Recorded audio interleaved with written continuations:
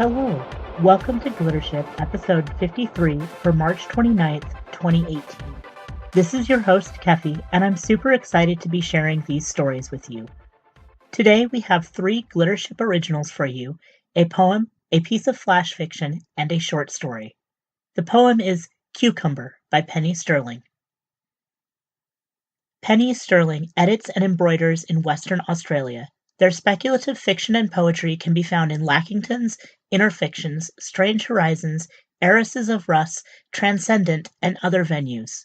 For Arrow Ace discussion and bird photography, follow them at www.pennystirling.com or on Twitter at Numbathyal, Numbathyal.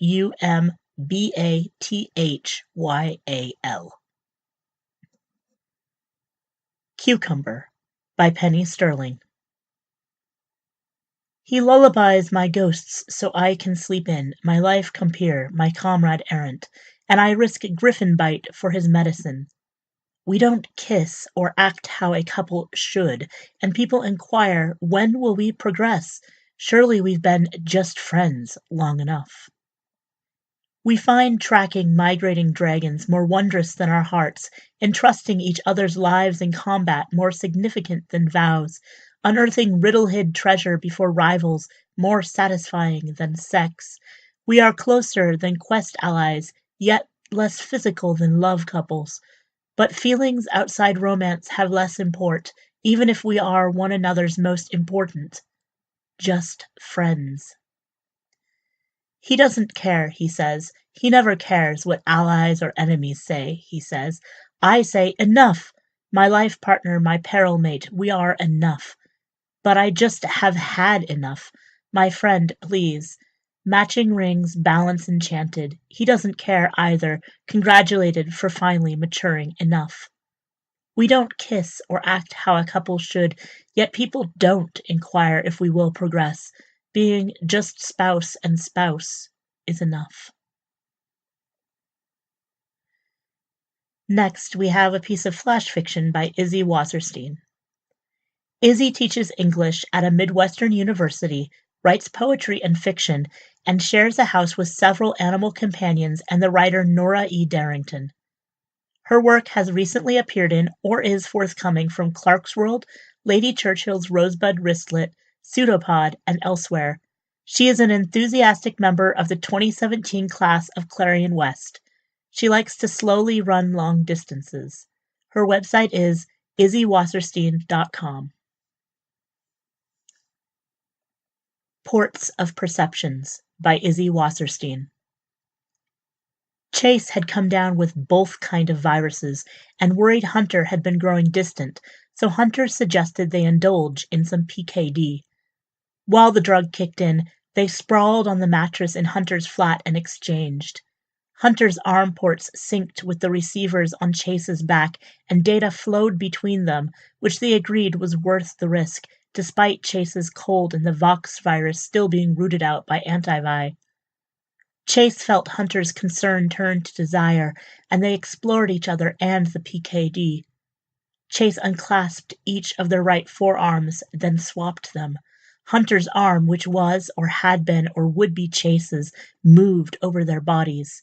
They disconnected Hunter's not quite legal sensory enhancer and synced it with Chase's, and the rush was like data exchange but more immediate, more vivid. They swapped more parts as the sensory loop built between them. Soon Chase cried out for release, but Hunter let anticipation build, feeling Chase's rising desire, which was Hunter's. The drug worked on their flesh, their firmware, their coil of tech and limbs. It bypassed the neurons that told Chase which body was Chase's, which Hunter's, that told Hunter where Hunter ended and the universe began, and so they grew into each other, their bodies and consciousnesses spreading from their node across the web. They were together. They were everywhere. When finally they collapsed and held one another, Chase said Hunter's name, or Hunter said Chase's, or each said their own. They lay in the tangle of each other, and Chase was Hunter, and Hunter's thoughts were Chase's, and neither was sure where they had ended and reality began. Hunter caught Chase's cold, or had always had it, or had always been Chase. Neither cared. if indeed they had ever been separate. And finally, our short story is by Amy Griswold. Amy is the author, with Melissa Scott, of Death by Silver, winner of the Lambda Literary Award, and A Death at the Dionysus Club, fantasy mystery novel set in an alternate Victorian England. Her interactive novel, The Eagle's Heir, with Joe Graham, was published in 2017, and their second interactive novel, Stronghold, a heroic fantasy game about defending a town and building a community, is forthcoming in 2018. The Questing Beast by Amy Griswold. The first time Sir Palamedes is tempted to give up pursuing the questing beast, he is tramping through the woods on a bleak winter day, his frosty breath hanging in a white cloud each time he exhales. His feet are sore, and his shoes are worn thin. His horse went lame a week ago, and is returning home in the uncertain care of Palamedes' squire. Palamedes is following the sound of distant barking, and is beginning to think the sound will drive him mad. He is far off any beaten track, although he can see the prints of men and horses frozen into the icy turf. They might have been following the questing beast themselves, overcome with wonder at a sight that Palamedes is beginning to find commonplace. Or they might have been about some other errand entirely. They might even now be sipping mulled wine by a warm fire at home, rather than tramping through the woods after an abominable beast. The trees are thinning, and through them Palamedes can see the rutted track of a road. It will be easier walking, and surely he can pick up the trail of the beast again later. Nothing else leaves such tracks, shaped like the hoof-prints of a deer but dug deep into the turf under its monstrous weight. Nothing else makes such a clamor, like a pack of hounds gone mad with no answering music of horns. He smells smoke before he sees the little camp by the side of the road. A horse is picketed and cropping at the thin brown grass, and a man is warming his hands over the fire. His shield is propped against a log, and it is by the arms more than by his travel-dirtied face that Palamedes knows him, Sir Tristan, who swore to kill Palamedes when they last met. They have been sworn enemies for years, for reasons that begin to seem increasingly absurd. Once, when Palamedes was a light-hearted youth, Iseult the Fair smiled at him, and he supposes that explains why he and Tristan must be enemies, even though Iseult has long since wedded Mark of Cornwall in obedience to her duty. He suspects that competing for a lady's adulterous favors is less than the true spirit of chivalry. And yet he pauses, thinking of Iseult with sunlight on her hair, her face tipped up to him as she asked him curiously about distant Babylon which he will never see again. She did not scorn him for keeping faith with the gods of his childhood. Perhaps she would never have married a pagan, but there can be no question of marriage now. If Tristan fell, and he were there to bring her the comfort she would not seek in her unloving husband's arms. But these are unworthy thoughts. If he steps out of the woods and declares himself, it will be to meet Tristan in battle as Tristan has long desired. Tristan looks cold and drawn, clearly the worse for his travels, but surely no more so than Palamedes himself. Tristan has been riding, not walking, his heavy cloak not frayed to shreds, and his boots not worn parchment thin. It would be a fair fight, surely. The sound of hounds baying rises over the woods, a wild, familiar clamor. Tristan lifts his head, gazes into the trees for a moment, and then turns back to warming his hands, like a man too weary to think wonders any of his concern. Palamedes turns and sees the questing beast through the trees, distant but clear, its serpent's head outstretched, its heavy leopard's body, from which the barking of hounds perpetually sounds, crouching balanced on its cloven hooves. The beast itself is mute, no sound coming from its throat even when it opens its mouth as if to taste the air. The voice that whispers in his head is an older one, the goddess of his childhood, Anahita of the beasts. Or perhaps there is no voice at all, only the familiar sound of his own thoughts, his only companion on his long road. Will you keep faith with him, or with your oath? It asks. He swore to follow the beast, and not only at his leisure. Palamedes turns his back on the fire, the fight, and the ease of following the road, and follows the questing beast, quickening his steps as the beast begins to run.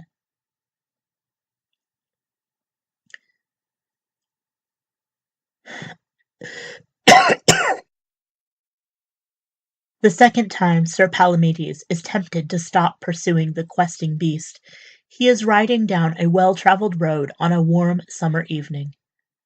He has met with many travellers, and answered their courteous inquiries with the tale of his quest, which is becoming wearisome to tell. Most of them look at him as if he is mad, which is not entirely out of the question. The tracks of the beast are dug deep into the mud beside the road, and he does not fear losing its trail, though it must be a day or more ahead of him. It will sleep for the night, and so must he. He turns his horse's head from the road into a meadow beside a running stream. Another traveller is camped there already, and as Palamedes dismounts, he prepares to tell his story once again. Tristan emerges from his tent, stops as he recognizes Palamedes, and stands staring, apparently at a loss for words. He looks well fed and well rested this time, and certainly fit for a duel.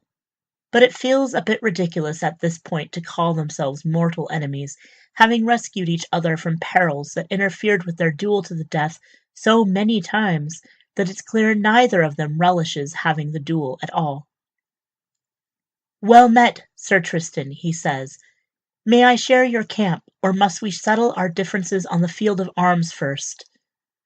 "I expect it can wait until morning," Tristan says. "Sit and have some dinner."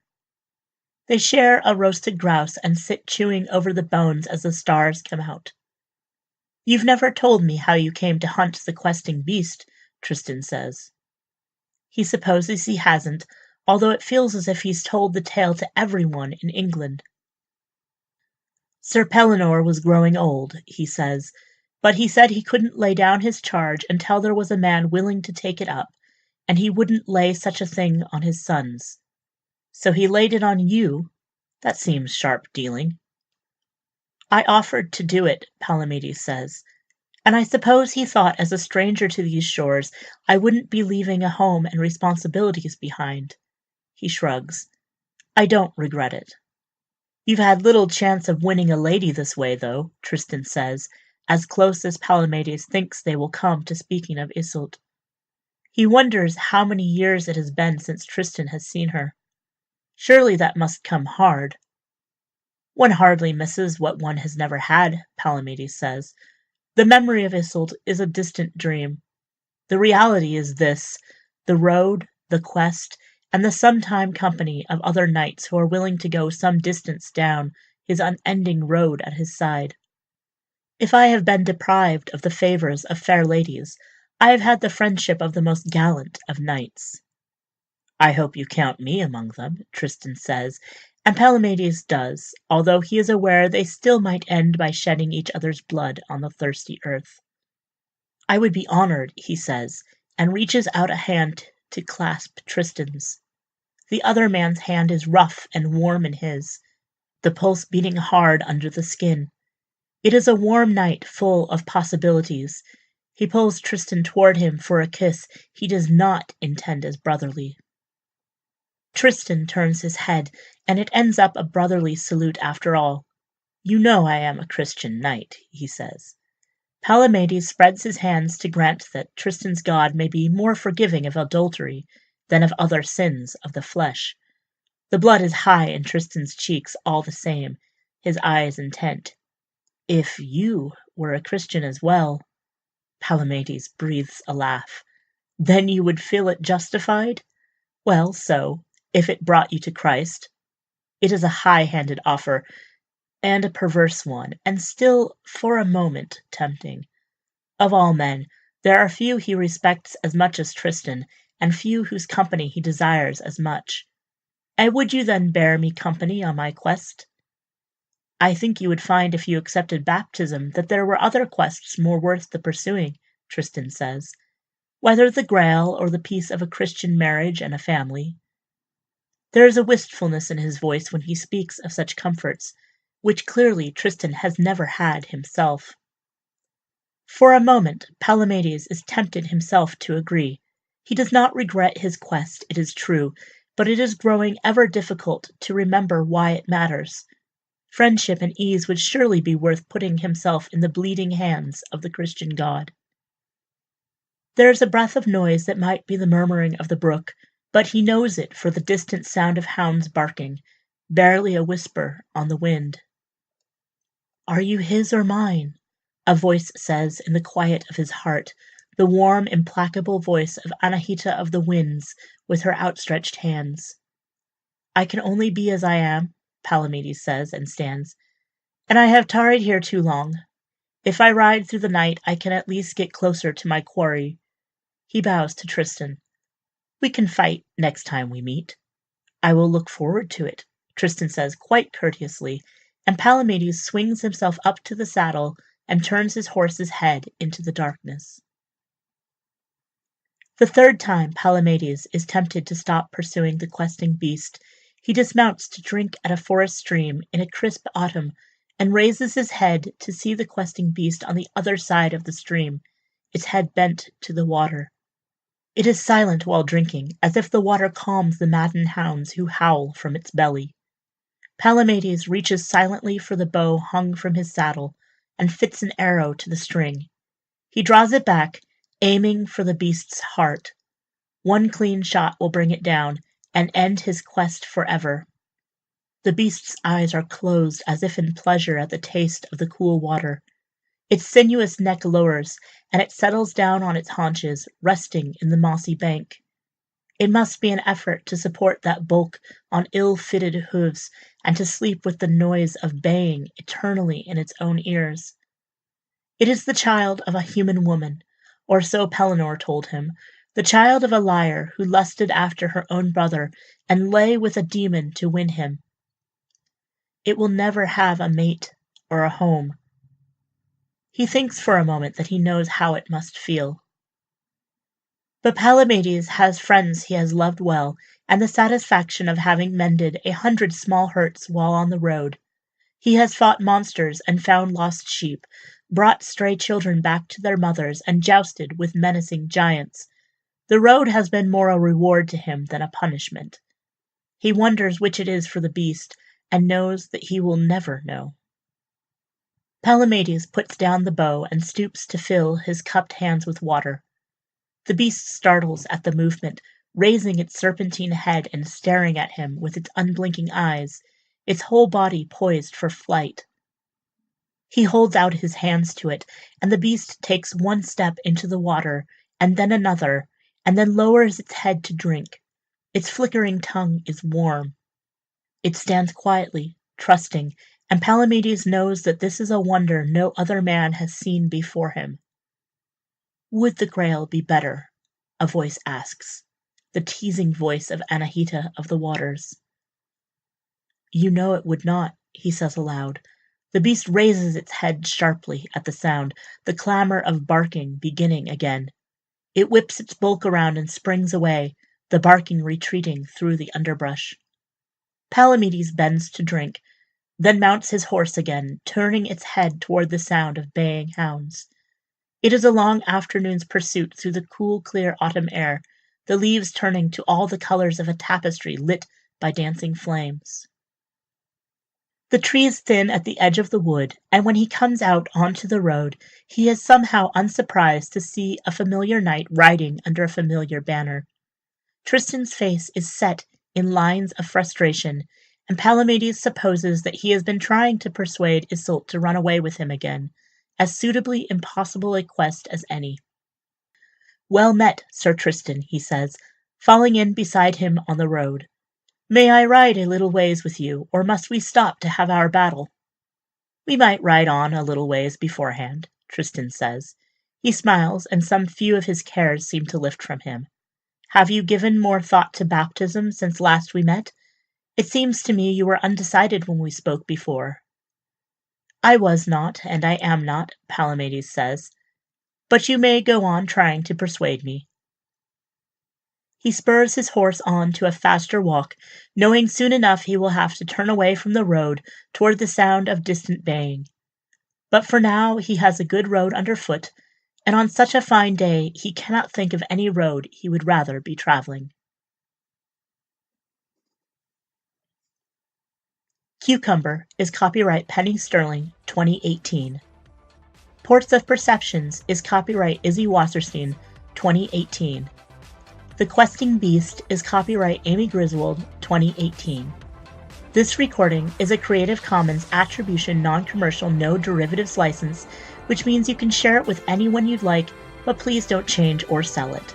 Our theme is Aurora Borealis by Bird Creek, available through the Google Audio Library. You can support GlitterShip by checking out our Patreon at patreon.com/Keffy, subscribing to our feed, or by leaving reviews on iTunes. Thanks for listening, and we'll be back soon with a reprint.